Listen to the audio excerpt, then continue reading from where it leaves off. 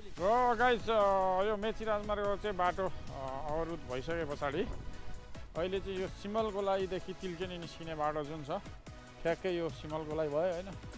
अब यहाँदेखि चाहिँ तिल्केनीतर्फ हामी अगाडि बढ्यौँ। आज चाहिँ ट्याक्कै तिल्केनी टु सिमलगोलाई हुँदै झापातिर जाने बाटो। अहिले हामी चाहिँ झापादेखि आउँदैछौँ, सिमलगोलाईदेखि भित्र छिरिसकेका छौँ। तिल्केनीसम्मको बाटो कस्तो रहेछ तपाईहरुले देखिहाल्नुहुनेछ। आज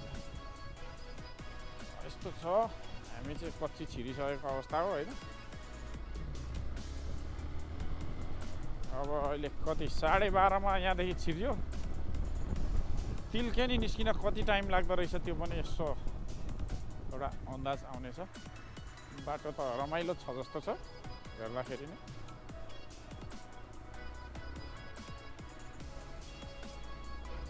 तर यता त ग्राभेल पनि रहेछ। यो बाटोलाई चाहिँ फाइनल चाँडोभन्दा चाँडो फाइनल गरेर यो मेची राजमार्ग उताको बाटो पुरै रिकभर नहुन्जेल यसैमा चाहिँ बेस्ट हुन्छ होला जस्तो लाग्यो। अनि पर्यो सुरुरु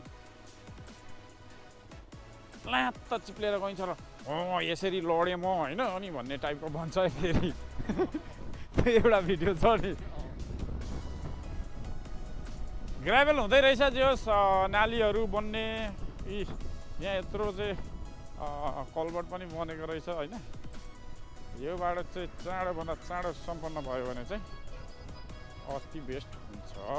अब खोलामा बेली ब्रिज बगाइदियो, अब त्यहाँ के गर्ने त भन्ने कुरो होला नि त। फेरि अगाडि हेर्दै जाउँ है त। जोक रमाइलो रहेछ है साथी यो बाटो चाहिँ। तिल्केनीको बाटो त भन्यो, त्यसका बाजे अब त्यसको टायर रगटिएको यहाँ पुरा गनाइदिइरहेछ क्या त्यसको उकालोमा अघि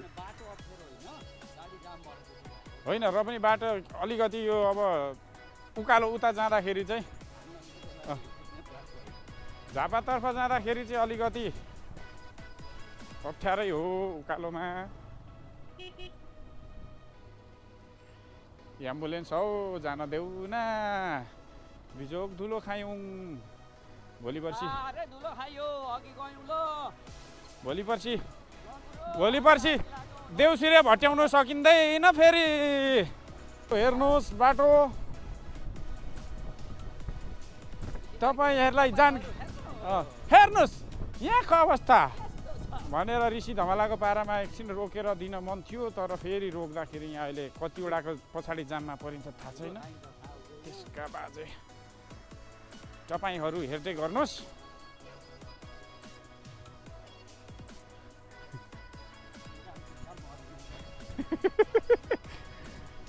अनि झन् उताको बाटोको के हाल होला।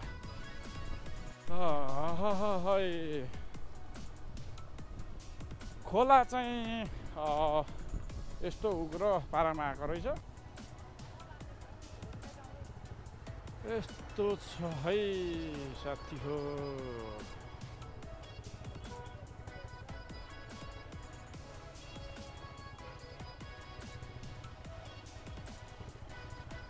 माथिदेखि ढुङ्गा झर्दिरहेछ यार अझै, माथिदेखि ढुङ्गा झरिरहेछ क्या। ल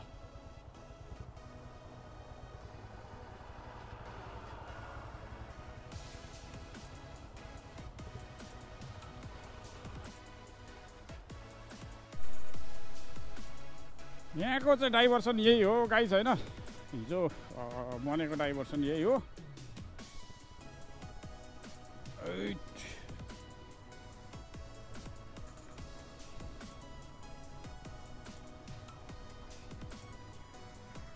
यस्तो रहेछ डाइभर्सन। अहिले यहाँको हाइड्रो पनि भ्याएछ खोलाले हैन।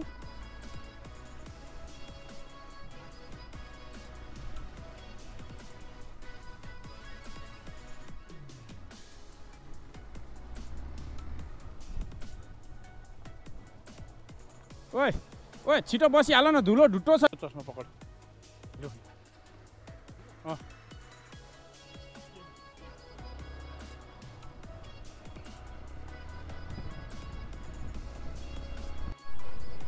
गाइज हामी चाहिँ पल्लो खोला तरेर अलिकति मासतिर आइसकेपछि त्यहाँ डाँडामा उँधोतिरको बाटो जानुपर्छ। इलामदेखि गइँदैछ भने राइट, झापादेखि आइँदैछ भने लेफ्ट। यता हाम्रो ढकाल सर दिँदै हुनुहुन्छ फेरि होइन।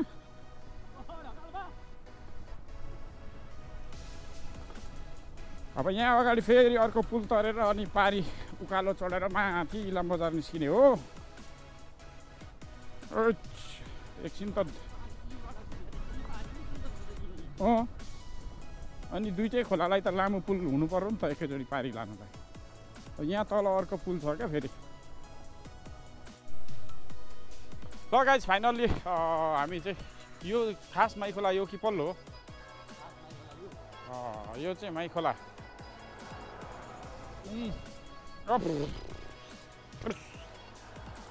माइखोलाको पुलमा ओहो, यहाँ पनि पुल त डेन्जर रहेछ नि यार। यता यस्तो पुल लच्के पनि यसलाई चाहिँ अस्थायी रूपमा चलाइएको रहेछ। यहाँ हेभी गाडी पक्कै चल्दैन। अब यहाँदेखि हामी उकालो तिलकेनीतर्फ उकालो लागिन्छ। अब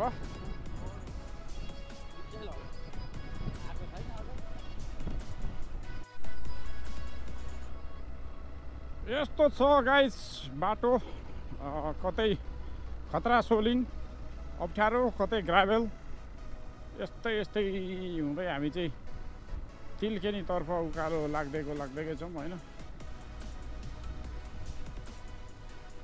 सबै गाडी यही बाटो कुदिरहेछन् आज चाहिँ। धुलो त कुरै नगरौँ। एक वर्षसम्म चुरोट खायो भन्दा धेरै धुलो खाइयो होला। चुरोटको धुवा एक वर्षसम्म चुरोट खाने मान्छेले कति खान्छ त्यति चाहिँ धुलो खाइयो होला।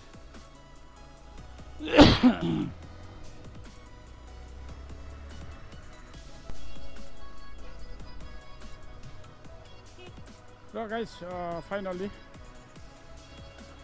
हामी चाहिँ तिलकेनी निस्किन लागेका छौँ। धुलो चाहिँ राम्रै खुवाइ भयो होइन। बाटो चाहिँ सर्टकट नै हो तर कच्ची धुलो अनि त्यो अरू गाडीहरूको जामले चाहिँ तनाव दिएको हो। नत्र समथिङ तपाईँको 40-45 मिनटको बाटो रहेछ जम्मा। 40 मिनट राखिदिउँ न। यहाँ बिचमा जामसाम नपर्दाखेरि लगभग 40 मिनटमा चाहिँ तिलकेनी टु सिमलको लागि निस्किन्छ। तर हामीलाई के हो भन्दाखेरि 1.5 घन्टा चाहिँ जामसाम के कसो गर्दाखेरि 1.5 घन्टा प्लस लाग्थ्यो। हामी 12:30मा छिरेको 1:45 भइसक्यो। यस्तो छ है। हौ हुटमा यात्रा नगरौँ है।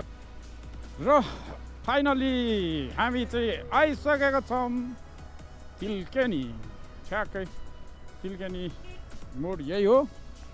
यहाँदेखि चाहिँ उँधो छिर्नु पर्यो इलामदेखि झापा जाँदा है। तिलकेनी मोड कुन हो भनेर पनि थाहा छैन भनेदेखि तिलकेनी मोडभन्दा अलिकति अगाडि पेट्रोल पम्प छ। पेट्रोल पम्पभन्दा अगाडिको मोडबाट उँधो झर्नु पर्यो बिर्तामोड जाँदा है त गाइस। यो ट्याक्क हामीले चाहिँ सिमलको लागि तिलकेनीको चाहिँ भिडियो अहिलेलाई यति नै भन्दै हेर्नुभएकोमा धन्यवाद भन्दै गुड बाई।